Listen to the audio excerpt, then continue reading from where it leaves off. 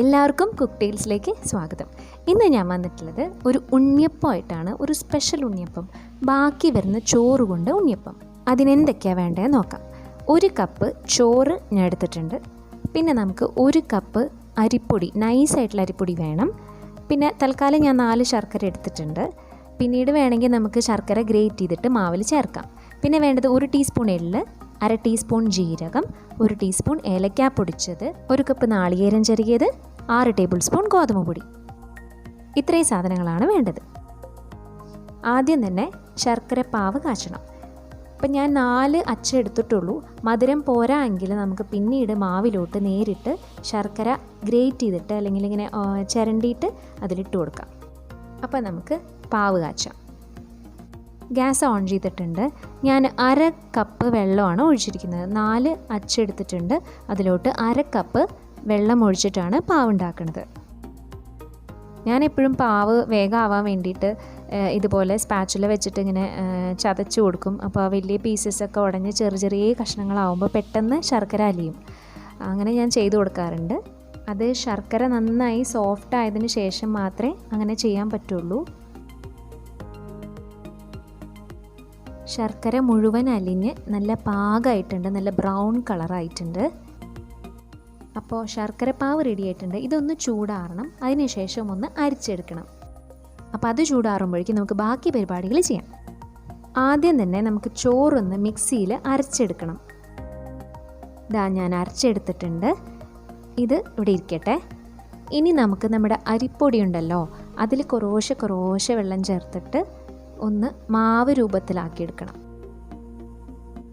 ഒരുപാട് വെള്ളം ചേർക്കരുത്, കാരണം നമുക്കിനി പാവ് ഒഴിക്കാനുള്ളതാണ്.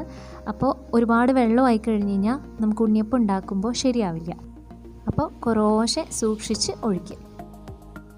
ഏകദേശം 1.25 കപ്പ് വെള്ളം ഒഴിച്ചിട്ടുണ്ട്. ഞാനിത് വേറൊരു വലിയ പാത്രത്തിലോട്ട് മാറ്റുകയാണ്.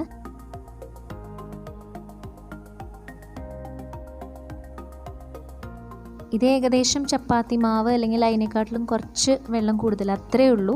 കാരണം ഞാൻ ഇനിയും പാവ് ഒഴിക്കുന്നതുകൊണ്ടാണ് ഞാൻ കുറച്ച് വെള്ളം ചേർത്ത് കുഴച്ചത്. പിന്നീട് വേണമെങ്കിൽ നമുക്ക് വെള്ളം ചേർക്കാമല്ലോ. ഇനി നമുക്ക് അരിപ്പൊടിയിലോട്ട് 1/2 ടീസ്പൂൺ ജീരകം, 1 ടീസ്പൂൺ എള്ള്, ഇത് കഴുകി ഊറ്റി വെച്ചതാണ്, അത് ചേർത്ത് കൊടുക്കാം. ഏലക്ക പൊടിച്ചത് ചേർത്ത് കൊടുക്കാം.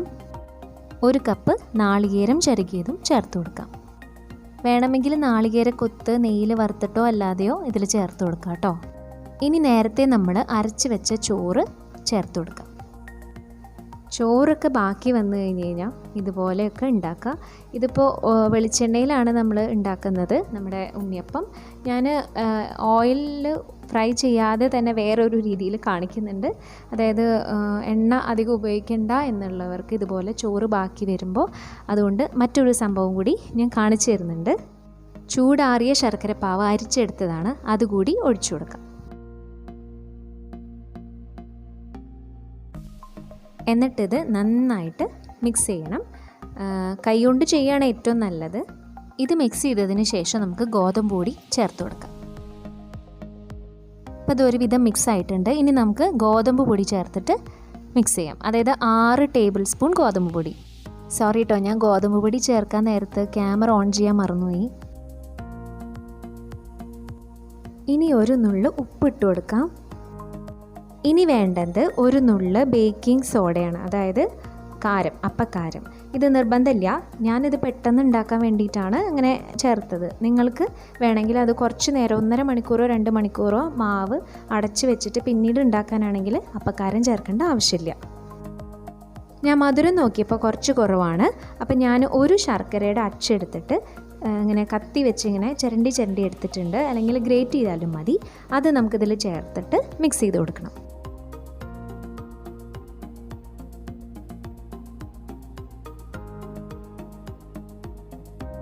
അപ്പം നമ്മുടെ മാവ് റെഡി ആയിട്ടുണ്ട്. ഇനി നമുക്ക് അപ്പം ചുടാം. ഇതാ വെള്ളത്തിൻ്റെ പാകെല്ലാം കറക്റ്റാണ് കേട്ടോ. അപ്പോൾ നിങ്ങളുടെ മാവ് ഇത്തിരി കട്ടിയിലാണ് വരുന്നതെങ്കിൽ ആവശ്യത്തിന് വെള്ളം ചേർത്ത് ഇതുപോലെ ആക്കിയെടുക്കണം. ഇതാ അപ്പച്ചട്ടി വെച്ചിട്ടുണ്ട്. ഞാൻ വെളിച്ചെണ്ണയാണ് ഒഴിച്ചു കൊടുത്തിരിക്കുന്നത്. വെളിച്ചെണ്ണ ചൂടായിട്ടുണ്ട്. ഇനി നമുക്ക് മാവ് ഒഴിച്ചു കൊടുക്കാം.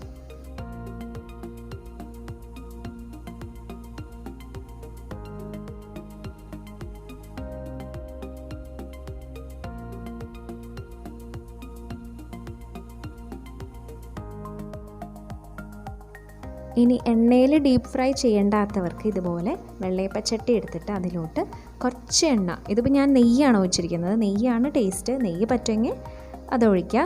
നെയ്യ് കുറച്ചുകൂടിയും നല്ല സേഫ് ഫാറ്റാണെന്നാണ് പറയുന്നത്.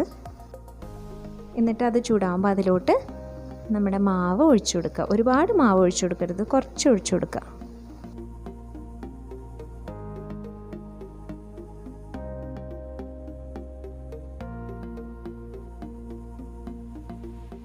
എന്നിട്ട് നമ്മൾ അപ്പത്തിന് ചെയ്യണ പോലെ അടച്ച് വയ്ക്കുക. 1-1.5 മിനിറ്റ് കഴിയുമ്പോൾ നമുക്കിത് മറിച്ചിട്ട് കൊടുക്കാം. ഇതിന് സത്യം പറഞ്ഞാൽ മാവ് ഒന്നാണെങ്കിലും ടേസ്റ്റ് വ്യത്യാസമുണ്ട് കേട്ടോ. ഉണ്ണിയപ്പത്തിൻ്റെ ടേസ്റ്റ് അല്ല ഇതിന് വേറൊരു ടേസ്റ്റാണ്. അപ്പോൾ കുറച്ചുകൂടി ഹെൽത്തി ആയിട്ട് കുക്ക് ചെയ്യണവർ ഇതുപോലെ ചെയ്യാം. നല്ല ടേസ്റ്റാണ്. ഉണ്ണിയപ്പമാണ് എനിക്ക് ഏറ്റവും ഇഷ്ടം കേട്ടോ. ഇനി നമുക്ക് ഇത് മറിച്ചിട്ട് കൊടുക്കാം. നമ്മുടെ ഉണ്ണിയപ്പം നല്ല സോഫ്റ്റാണ് കേട്ടോ.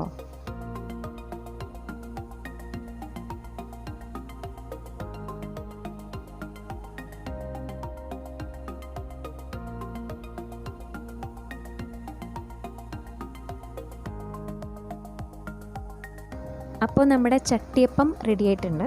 നമുക്കിത് മാറ്റാം.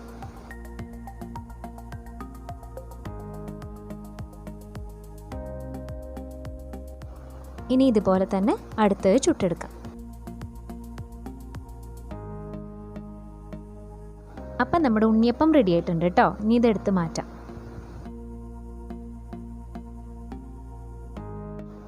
ഈ അപ്പം നല്ല സോഫ്റ്റാണ് കേട്ടോ. മാത്രമല്ല കഴിക്കാൻ നല്ല ടേസ്റ്റാണ്. എല്ലാവരും എന്തായാലും വീട്ടിലുണ്ടാക്കി നോക്കണം. ഗോതമ്പ് പൊടി ചേർക്കാൻ ആരും മറന്നു പോകരുത്. ഗോതമ്പ് പൊടി നിർബന്ധമായിട്ടും ചേർക്കണം. ചട്ടിയപ്പം എല്ലാവരും പരീക്ഷിച്ച് നോക്കണം. എളുപ്പമാണ്. അപ്പച്ചട്ടി ഇല്ലാത്തവർ ഇതുപോലെ ചെയ്ത് നോക്കുക. അല്ലെങ്കിൽ ചെറിയ ചീനച്ചട്ടി എടുത്തിട്ട് അതിൽ വെളിച്ചെണ്ണ ഒഴിച്ചിട്ട് അതിലുണ്ടാക്കുക. നമ്മൾ നെയ്യപ്പമൊക്കെ ഉണ്ടാക്കുന്ന പോലെ ഉണ്ടാക്കി നോക്കുക.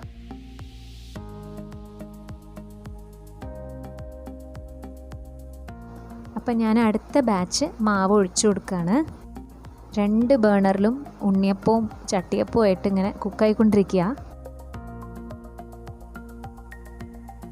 അപ്പോൾ നമ്മുടെ ഉണ്ണിയപ്പം എങ്ങനെയുണ്ടെന്ന് നമുക്ക് നോക്കാം. ഇതാ കണ്ടോ, നല്ല സോഫ്റ്റാണ്. ഉള്ളിലൊക്കെ പാകത്തിന് വെന്തിട്ടുണ്ട്. നല്ല സോഫ്റ്റാണ്, നല്ല ടേസ്റ്റുമാണ്. എള്ളിൻ്റെയും ജീരകത്തിൻ്റെയും ഒക്കെ ഫ്ലേവർ നന്നായിട്ടുണ്ട്. അപ്പോൾ എല്ലാവരും തീർച്ചയായിട്ടും ഇന്ന് തന്നെ ട്രൈ ചെയ്ത് നോക്കുക കേട്ടോ. അപ്പോൾ ഇന്നത്തെ വീഡിയോ നിങ്ങൾക്ക് ഇഷ്ടമായെങ്കിൽ ലൈക്കും ഷെയറും ചെയ്യാൻ മറക്കരുത്. പിന്നെ എൻ്റെ ചാനലൊന്ന് സബ്സ്ക്രൈബ് ചെയ്യണം കേട്ടോ. അതുമാത്രമല്ല അതിൻ്റെ തൊട്ടടുത്തുള്ള ബെല്ലൈക്കൺ കൂടെ ക്ലിക്ക് ചെയ്താൽ ഞാൻ ഇനി ഇടുന്ന വീഡിയോ നിങ്ങൾക്ക് നോട്ടിഫിക്കേഷൻ വരുന്നതായിരിക്കും. അപ്പോൾ അടുത്തൊരു അടിപൊളി വീഡിയോ ആയിട്ട് വരുന്നവരെ Tata. Thank you for watching.